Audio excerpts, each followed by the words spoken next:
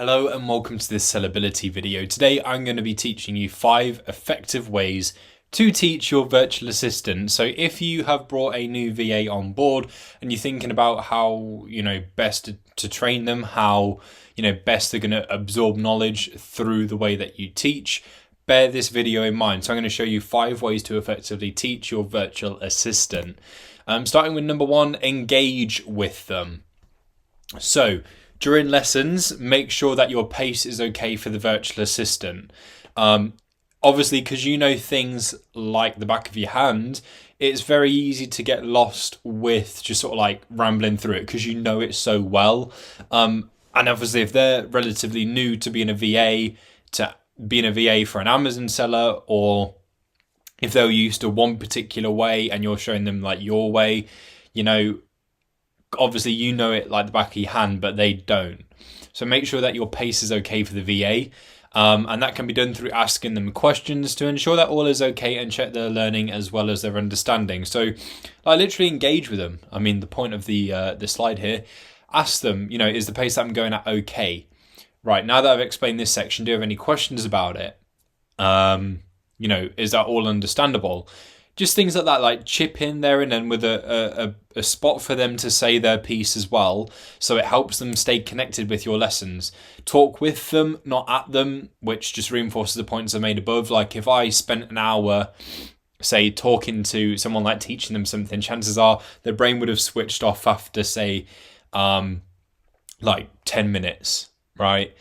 Because they're just being talked at, so they're just sat there like, trying to absorb all this knowledge that you're giving them, but you give them a bit of breathing space during it.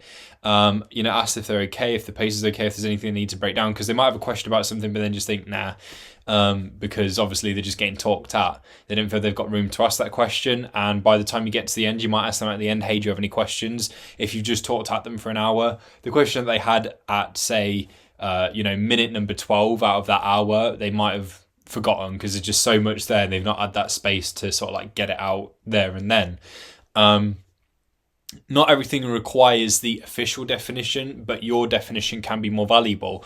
So if you understand something in a way that just sort of like makes perfect sense, like some things can be explained like quite complicated, or in like so many words, if you're looking up sources on the internet, but you might have like a real simple way of remembering something, or how you learn something where it is broken down for you in such a simple way.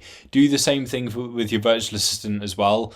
A bit like if in school when you're trying to like do math stuff, how some teachers would do stuff like really complicated, but then others would say, look, just use this method, it's really simple, and you get the same result.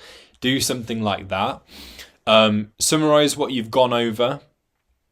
When you start the lesson, like sort of like set out what they should hope to learn from the lesson, and then sort of like summarize what you've done, and then also give them room to summarize what they've learned as well. So like, do you understand everything? Like, what have you taken away from this session, and so forth. So engage with them. You're working with them, right? So it's important to engage, and you have to be engaging as well.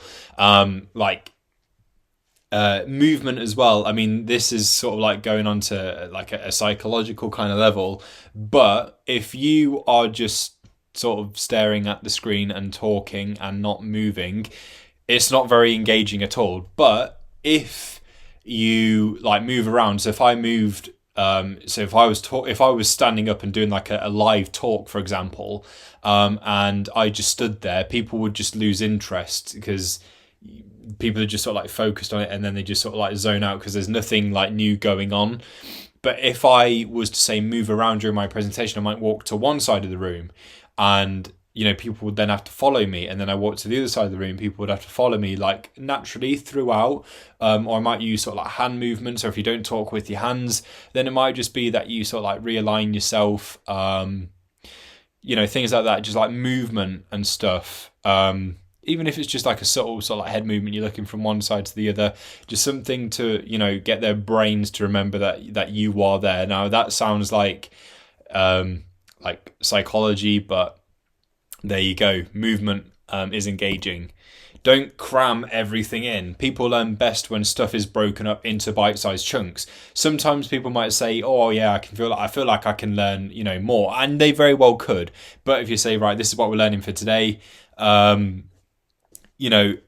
it at that, because then even if they want to learn more, that's it for the day. Like, they'll just remember what you've been talking about and just sort of like replay it over and over and over. So people will absorb it best when it's broken down. So plan your teaching over a period of time. Don't just go like, right, days 1, 2, and 3, I expect all of this to be learned, because it can take like more time than that. Some things might have to be gone over twice, because some things might be a bit more difficult for them to understand, especially if English isn't their first language, for example, and you're teaching them that way.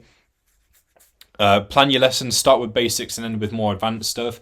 Obviously, it depends on the level of your VA when you've hired them, but if they are relatively new to Amazon, obviously go over the business model first and the basics, basic terms, all of like the really, really simple stuff that to you is like child's play. For them, it's brand new and it's a big new thing. So start with the basics and then work your way through to more advanced stuff. So just sort of like build on like you're doing a Lego set, right? Find out their learning style, and it doesn't hurt to literally just straight up ask them like, hey, how do you learn best? How do you feel that you learn best? How have you learned best in the past? Because people learn best via one of 3 methods. I'm sure that you would have come across this at one point or another in life. So people prefer to sort of like listen to learn. Some people just like to watch and learn. And some people learn best by sort of like interacting and getting involved. So, whichever method suits them best. And if they don't quite know, you'll sort of like get that through what you're teaching. So then like in one lesson, if you feel that they got more from having watched, then, plan your teaching so that way it involves more sort of like display kind of stuff. Plan your teaching sets conducted in a way that revolves around their preferred method. Give constructive feedback. So instead of saying, hey, this deal isn't right for me, that doesn't really do anything for them. It just, this deal was not right. But then they could do the very same thing again. Like, they could make the same mistake. And then like, where does that get you? So giving constructive feedback helps them just as much as it helps you. So you can go, hi, unfortunately this deal doesn't work for our business, as this one doesn't tend to sell well in the quarter. The reason why I say our instead of my is because it involves them in the business. They feel involved, so that way it makes them feel that sort of this is, I care about it, like it's my responsibility as well. It doesn't sell well in the quarter that we're preparing for. It doesn't meet our desired ROI target and so forth. So whatever it is, like, tell them why it doesn't work. And then also, if there's anything you can do to point them in the right direction, for example, please refer to X sections of Buy What Pro or Sellability when analyzing. Please, you can even find videos on them here. Thank you. Right? So anything that they can do to improve, let them know, and then they will improve.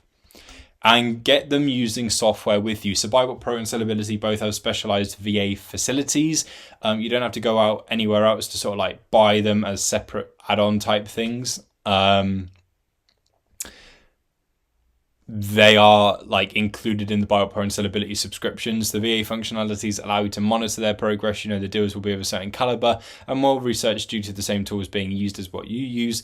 Learning the software will also enhance their basic Amazon arbitrage knowledge. So it might be that the way that a software explains it, or as they're using it and they're like reading charts and so forth, they might get a better understanding of BSR by actually sort of like doing it that way. So it comes down to that interacting bit of it as well. So yeah, like through actually doing it and using the softwares alongside, it can help their understanding of Amazon and online arbitrage. But yeah, those are 5 ways that you can implement into your teaching to help your VA get the most out of what you teach them.